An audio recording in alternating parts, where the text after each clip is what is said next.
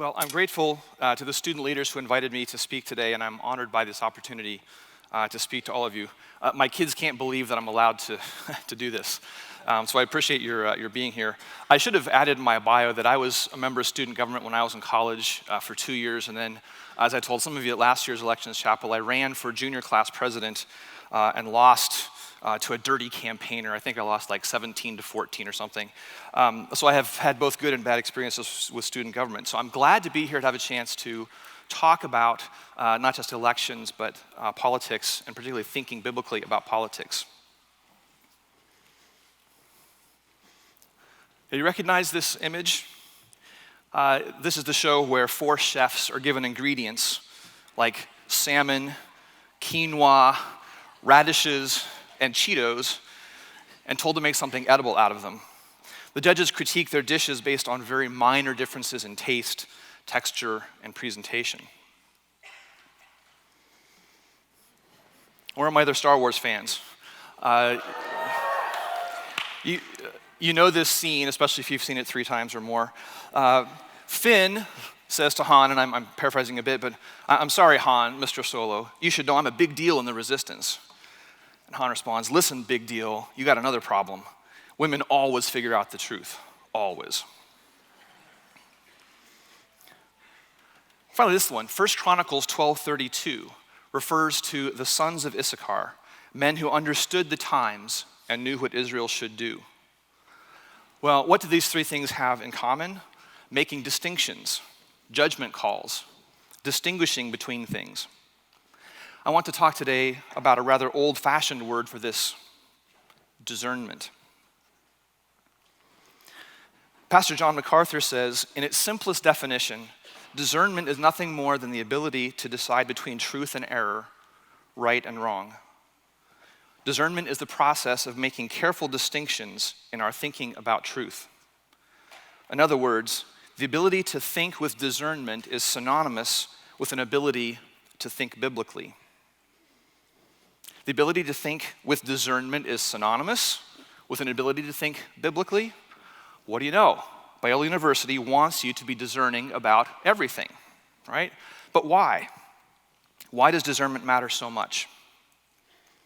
Well, consider what Paul says in Philippians 1. And it is my prayer that your love may abound more and more with knowledge and all discernment, so that you may approve what is excellent, and so be pure and blameless for the day of Christ, filled with the fruit of righteousness that comes through Jesus Christ, to the glory and praise of God. Isn't that beautiful? Why do we need discernment? Well, so that we can approve what is excellent, be pure and blameless, be filled with the fruit of righteousness, and all to the glory and praise of God. Isn't that a worthy goal for us in pursuing discernment? Well, the question is, and I want to talk for a couple minutes about how do we get discernment. Discernment involves, first of all, some habits of mind, comparing one thing to another, looking intently and carefully to see differences and similarities. Quite often things are not what they appear on the surface or upon a first impression. And we all know that intuitively, but you actually can train your mind to assess and analyze in new ways with helpful techniques from psychology, logic, and math. Discernment requires time to see, to take in, to reflect. So make a habit of slowing down to analyze and think. I believe perhaps the most underused habit of mind is humility. In order to make careful distinctions, you have to acknowledge that your mind and senses are fallen, that your first impression might be wrong, that you might have been persuaded by bad evidence or a weak argument. If you can admit that you could be wrong about something, you're now in a better position to evaluate the relative truth of it. So discernment demands that you leave your pride at the door. Secondly, discernment requires active engagement of your mind and all your senses. Now, many of you already use discernment in a variety of ways. A Biola baseball player in the batter's box has to discern the velocity, angle, direction, and rotation of the baseball in order to time and direct his swing correctly for a fastball, curve, or slider. A Biola music major may discern the tone and timbre of different instruments, and compose music that puts them together in novel ways. A Biola film major discerns the nuances of the director's art, dialogue, character development, effects, music, and more to assess a film. But if you are simply a passive receiver of information, words, images, ideas, and emotions, you will fail to be discerning.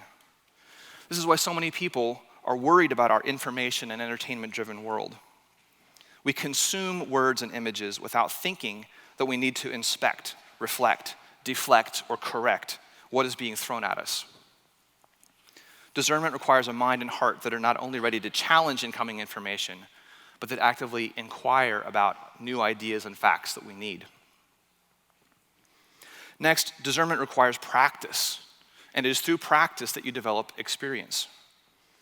In turn, that experience enhances your discernment because you have more reference points, greater skills with the habits of mind, more experience with the truth against which you can measure new information and ideas.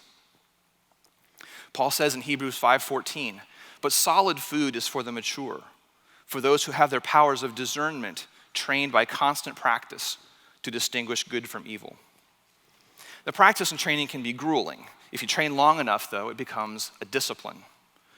Basketball players shoot hundreds of free throws every day so that they can make just 2 in the clutch. A pianist plays scales and practices up to half the day so she can play a piano concerto perfectly. In Hebrews 12, Paul explains, "No discipline seems pleasant at the time, but painful. Later on, it produces a harvest of righteousness for those who've been trained by it." As Thomas Aquinas suggests, practicing virtue makes it easier for you to make good choices. Practice discernment. Next, discernment requires you to make difficult judgment calls. Sinclair Ferguson says, "True discernment means not only distinguishing the right from the wrong, it means distinguishing the primary from the secondary, the essential from the indifferent, and the permanent from the transient. And yes, it means distinguishing between the good and the better, and even between the better and the best." This is like a difficult multiple choice exam. You may find a good answer, even a correct one, but the professor always wants the best answer. Some answers are more true or closer to the truth than others. Each time you find a possible correct answer, if you simply stop, you're likely to miss the deeper truth, the better answer, the truer truth. You really have to weigh the answers in your mind to find the best one. So sometimes discernment requires you to set aside something that seems to be good or correct so that you can pursue a higher, deeper truth.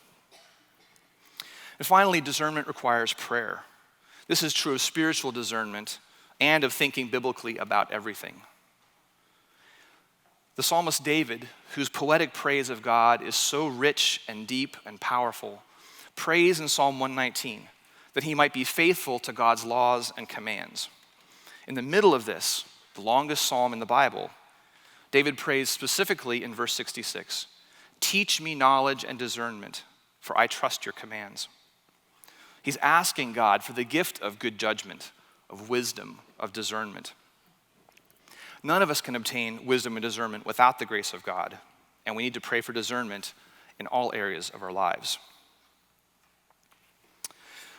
So there is a presidential election coming up this fall in the United States. It's not until November, so I suppose you just haven't seen much news about it yet. But just in case you are following the news and paying special attention, there are 2 primary elections going on, one for Democrats, one for Republicans, to nominate who will run for president this fall.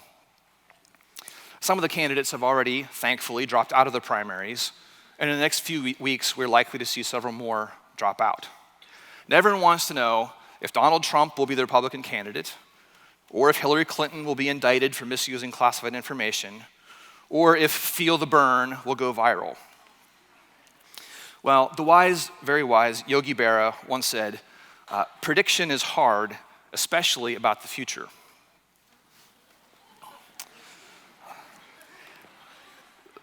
So I can't predict the outcome of the primaries in the next few days, much less the election in November. But I will tell you who can. His name is Henry Olsen, and he's going to be at Biola tomorrow, February 11, at 12 o'clock in Business 109. And he's an elections expert from the Ethics and Public Policy Center in Washington, D.C., and he'll share his insights on the election with you tomorrow. So it'll be great to see a lot of you there. There are posters up around campus as well, but noon in Business 109 to find out whether Trump really can win.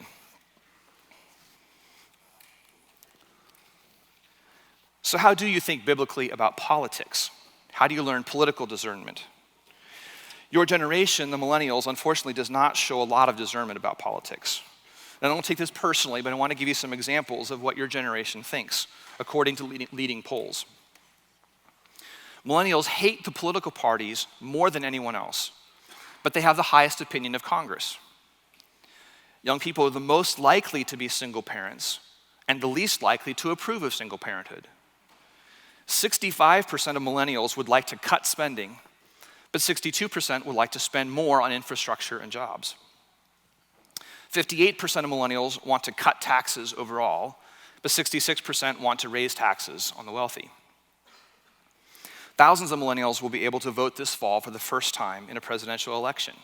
How will you choose? How will you discern who is the better candidate? Often I tell students that the key is getting more information, but maybe I'm wrong. A few minutes ago I suggested that we must not become merely passive receivers of ideas and information. In politics, even those who are paying attention can be deceived. They're called misinformed voters. Analyst John Feary explains it this way. The misinformed voter is not uninformed. An uninformed voter acknowledges that he or she doesn't know the facts and doesn't express a strong opinion one way or another. The misinformed voter has the facts wrong, and when faced with contradictory evidence, doubles down on his or her opinion.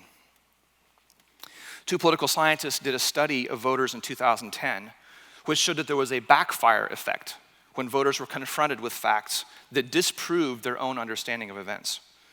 They found that direct factual contradictions can actually strengthen ideologically grounded beliefs. This is dangerous.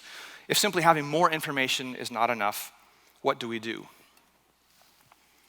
Well, judge the character of a candidate in part by what they say. Do they have a track record of following through on their promises? Do they simply tell each audience what they want to hear? If the candidate has changed their mind or views on an issue, does it seem to be the product of a real change of mind and heart, or is it just an opportunistic flip-flop? Do they promise unlimited spending and goodies with no way to pay for them? Do they speak to the aspirations of all their potential constituents, or just a select few? So judge the character of a candidate in part by what they say, but judge them also by what they do. How did they run their campaign? Did they resort to dirty tricks? Ted Cruz's campaign was criticized for telling Iowa voters just moments before the caucus last week that Ben Carson was dropping out of the race, trying to steal their votes. I would hope that Christians would not resort to such dirty tricks, whether running for president, dog catcher, or for student government. Also judge a candidate by their record. Do they have a habit of riding roughshod over people? Do they make wise compromises? On the other hand, are they willing to work with their opponents to get things done? Are they consistent in their actions and votes? Do they demonstrate staying true to their moral compass? In a fallen world, in a pluralistic society, are you going to find the perfect political candidate? Of course not. Jesus is not coming back on Air Force One. But politics does hold great promise for addressing the vital issues and challenges of our time. And we must make the best possible choices using the discernment made available to us by God's grace. So develop discerning habits of mind. Commit yourself to practicing them. Dig for the truth in those difficult judgment calls. And pray for discernment. Lord, teach me knowledge and discernment, for I trust your commands. Now, if you find that the idea of thinking biblically about politics sounds interesting, maybe even exciting, or if you just think that maybe as a citizen of whatever your home country, that maybe you should know more about politics, well, Biola does have opportunities for you. This is the self-serving moment. The Political Science Department offers many courses where you can develop your political discernment. And we support off-campus learning through our new Summer in Washington program and at places like the American Studies program. So come find out how we can help you to think biblically about politics.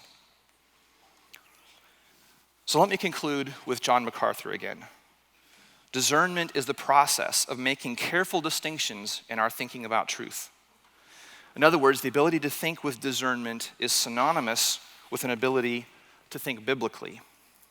But remember that you are not learning discernment just for yourself, but rather so that you may approve what is excellent, and so be pure and blameless for the day of Christ, filled with the fruit of righteousness that comes through Jesus Christ, to the glory and praise of God.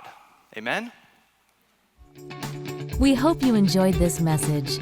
Biola University offers a variety of biblically centered degree programs, ranging from business to ministry to the arts and sciences. Learn more at biola.edu.